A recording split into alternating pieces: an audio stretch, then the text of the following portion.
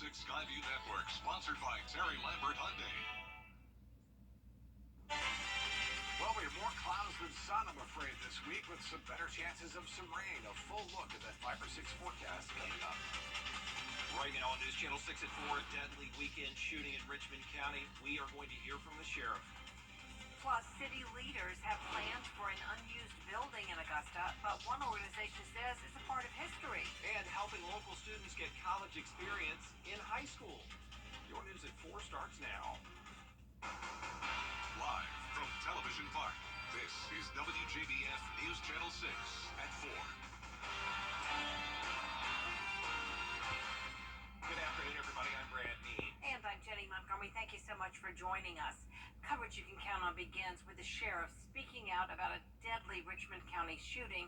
He says it involved rival motorcycle gangs. Renetta Dubose covering the story for us live at the Richmond County Sheriff's Office. Renetta? Brad, Jenny, 200 mass shootings in the U.S. this year, and Sheriff Richard Roundtree says Augusta becomes part of that number.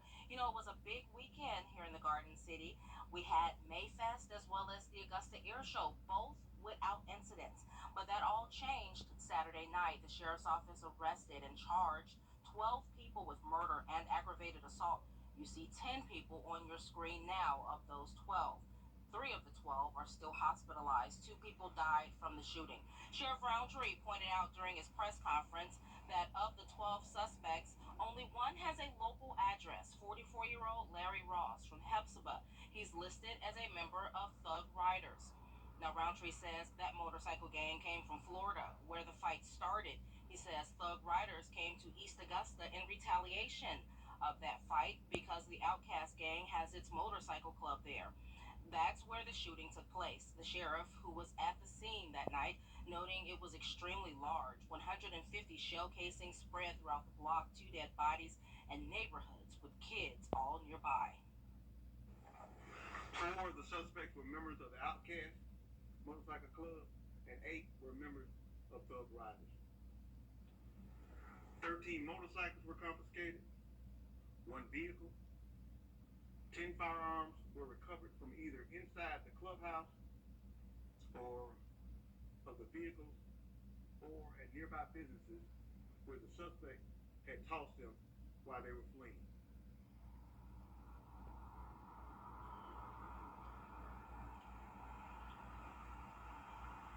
Again, 3 people are still hospitalized, and the Outcast Motorcycle Club that's located in East Augusta is still a crime scene, still under investigation until the sheriff's office really figures out their role in this entire incident. Now, there's something to note here that the sheriff's office does believe that there could be retaliation in the area, does believe that this event was targeted, but still people should be on watch. Now, the sheriff says that this is day 2, and this is an ongoing investigation, so there's still much more to come. Live in Augusta, Renetta Dubose, WJBF News Channel 6. Back to you. A warning from the FBI today for Georgians to be careful after an increase in cybercrime. They say it has really gone up lately. Fake tech support scams, the biggest culprit out there. Scammers pretend to be from some sort of customer support. They trick you into sending money. That was followed by non-payment, non-delivery claims, romance scams, and personal data breaches. More than 5,000 people reported losing more than $100,000. Taking advantage of individuals' emotions from a standpoint of creating an emergency situation.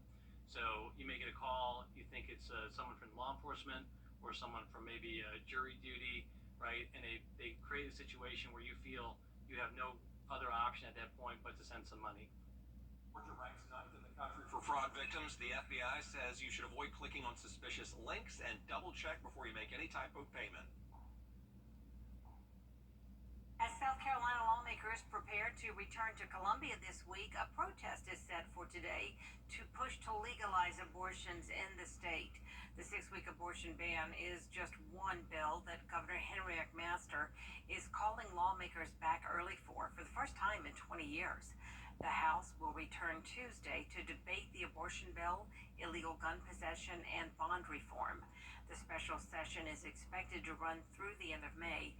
Today's protest expected to start around 4:30. It is time now for a first look at our forecast.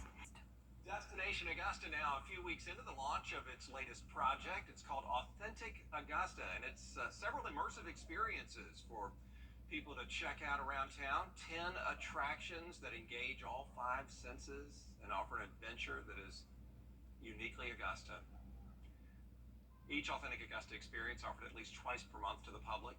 Destination Augusta's Jennifer Bowen says she hopes these new attractions will be appealing to visitors and people who live here in the CSRA. What we have heard so far is we've heard people say that they had never painted with an artist before. They were very excited to do the public art and the promenade experience. We've heard great things about actually, again, stepping into the waters at Finnissy Swamp. And we've heard some really good things about the time detectives at the Augusta Museum of History. And be sure to join us for News Channel 6 at 7 for more details on the Authentic Augusta experiences. A new restaurant is coming to the building that once housed Aiken Brewing Company. Since the brew pub closed in March, nearby store owners and people who live in Aiken say the area hasn't been as busy. They're hoping a new restaurant called Electric Eats will change that. It will have the same owners as Neon Fig, which is a restaurant just down the street. There will be some renovations to update the spot while maintaining its vintage feel. People in Aiken hope it won't be too different for the brewery and are excited for some more businesses to come downtown. Days when the weather was good, there'd be a lot of people out there for lunch. We'd have people come in that were waiting, that were sitting out there for their food. And so now it's just a little quiet over there. We'll be happy when something gets reopened in that location. The restaurant should be open by the end of the summer. The owners were unavailable to speak to us, but we will provide updates. Columbia County students getting better access to higher education these days thanks to a new program. Augusta University and the Columbia County school system signing a deal there to make dual enrollment classes more accessible for all students who are interested. It lets AU professors teach college-level courses at high schools. One of the things that Columbia County approached us and mentioned was that accessibility and transportation is often a challenge for many students to be able to benefit from dual enrollment. So they wanted their students to have the benefit of an Augusta University course in their high school. You can also take these courses on AU's campus if you want to. Any Columbia County high school student interested in dual enrollment should talk to their guidance counselor. Coming up, mothers in crisis can get help. We're going to take a look at a resource for women struggling with their mental health in just a moment. And how helpful it has been. We've got the details coming up right after this break. The News Channel 6 mobile app is now even better. Download it today. The most common complications of pregnancy and childbirth all involve mental health.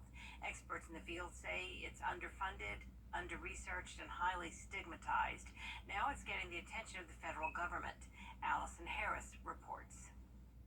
We know that women often don't speak up or say what they're going through. Catherine Oker, a special assistant to the president, is part of the White House effort to expand the around-the-clock confidential hotline for moms who are overwhelmed, anxious, depressed, or experiencing any kind of mental health crisis, connecting moms with trained professionals. In its first year, 1-833-TLC Mama received 1,000 calls and texts each month on average. What does that say about the state of maternal mental health in this country? Well, it says a lot. I think maternal mental health complications are the #1 complication of pregnancy and postpartum, affecting 1 in 5 women. And so this is a huge issue. Reproductive health is a huge issue for the U.S., the only high-income country to have a rising maternal mortality rate. The rates for women of color are 2 to 3 times higher than for white women. So something is clearly wrong and we have to do better. Harvard researcher Dr. Sharon Deckel is developing a tool used to screen veterans of war to detect childbirth PTSD in new moms. We do know that the idea of disclosing a trauma for people who have PTSD, that's a symptom. People who do not disclose, they feel embarrassed, they feel shame. That's part of the PTSD syndrome. The shame, the guilt, I felt my baby. That hits close to home for this White House correspondent. Despite years covering stories of combat veterans struggling with PTSD, I never imagined the panic attacks I'd been having in the weeks following my daughter's birth were signs of psychological trauma. It turns out the complications I dealt with at the end of pregnancy, delivering early via emergency C-section, and the days my daughter spent on a breathing machine in the neonatal intensive care unit are all indicators. We screen women for PTSD, then I think people would actually feel comfortable to share their stories. 1-833-TLC Mama is funded for $10 million a year through 2027. Hundreds of people uniting in the fight against cancer over the weekend at the Georgia Cancer Center, thanks to the annual mile-and-a-half walk that they held. It was a big success, and they could hit their goal of $100,000, and that's just based on the amount of money that's already come in, money that goes straight to programs that help cancer patients. This is the most that we've raised for this event this year. We are close to getting to $85,000, and we're hoping that the fundraising will continue, so we're very hopeful that we'll make it to $100,000. Cancer is a great equalizer because I always look at, what binds us together as individuals and as communities. I don't know anybody whose life has not been impacted by cancer. Yeah, there he is, former Mayor Deke Copenhaver, facing his own cancer battle, says supporting the cause this time around means something different. To find out how you can donate, go to our website at wjbf.com. Don't go away. Chief Meteorologist Tim Miller is up next with a look at your forecast. I'll get cooler as we go throughout the week. Look at your Viper 6 forecasts coming up. Right now, News Channel 6 at 6, the Richmond County Sheriff talking about a deadly shooting over the weekend, the connection to motorcycle gangs. Plus, how Augusta commissioners are planning to fund renovations for 4 SPLOST projects. And immersing yourself in experiences. Yeah, a new program designed to appeal to all your senses as News Channel 6 at 6 starts now. Live from Television Park, this is WJBF News Channel 6 at 6. Good evening, everybody. I'm Brad Meade. And I'm Jenny Montgomery. Thank you so much for joining us. Coverage you can count on begins with a follow-up to that weekend shooting from Sandbar Ferry Road, which left 2 dead and 4 injured. A media conference was held this morning where the sheriff spoke about the deadly shooting involving the rival motorcycle gangs. News Channel 6's Renata Dubose standing by live now from the Richmond County Sheriff's Office.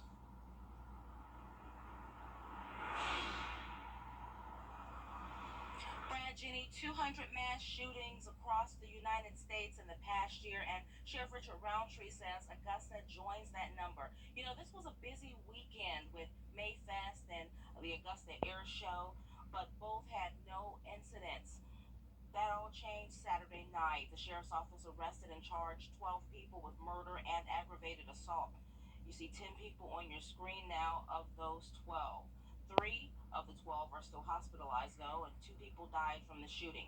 Now, Sheriff Roundtree pointed out during his press conference that of the 12 suspects, only 1 has local ties. 44-year-old Larry Ross, from Hepzibah. He's listed as a member of Thug Riders. Roundtree says that motorcycle gang came from Florida, where the fight started. He says Thug Riders came to East Augusta in retaliation of that fight in Florida because the Outcast gang has its motorcycle club there.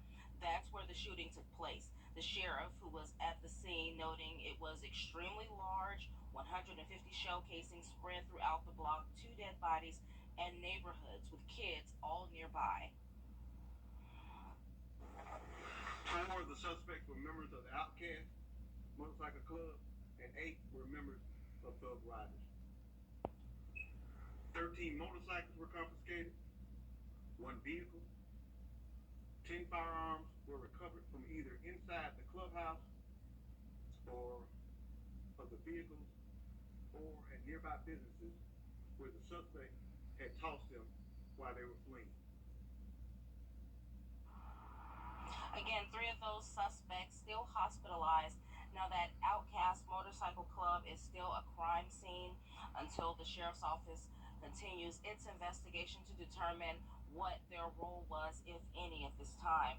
Now, the sheriff wants to note that there could be retaliation, but law enforcement from South Carolina and Georgia are on alert, and he's also wanting for the public to be on alert as well.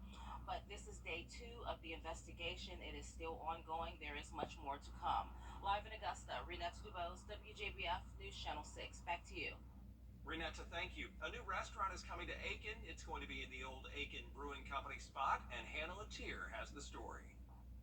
Since the brew pub closed in March, nearby store owners and people who live in Aiken say the area hasn't been as busy, but they're hoping this new restaurant, which is called Electric Eats, will help change that. It will have the same owners as Neon Fig, a restaurant just down the street.